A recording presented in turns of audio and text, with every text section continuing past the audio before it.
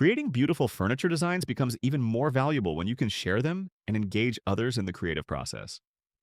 EasyForm Studio includes powerful web publishing features that allow you to showcase and customize your designs online.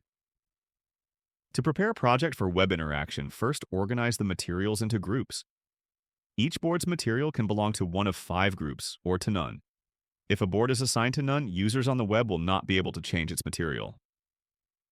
For interactive elements, assign boards to groups such as Front 1, Front 2, and so on. You can customize how each group will be labeled on the web, for example, upper fronts or lower fronts.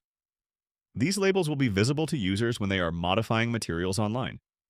Before publishing, you can name your project. Choose any name that matches your design. You can also control the level of interaction available in the online model. By enabling animations, users can open and close cabinet doors and drawers by clicking on icons.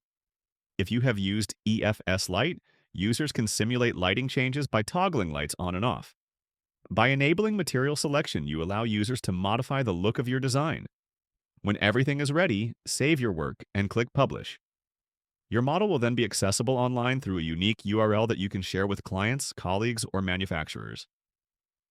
With this, we conclude our basic tutorial.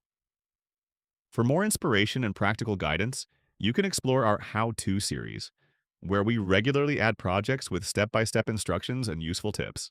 Thank you for watching, and we look forward to seeing your creative projects.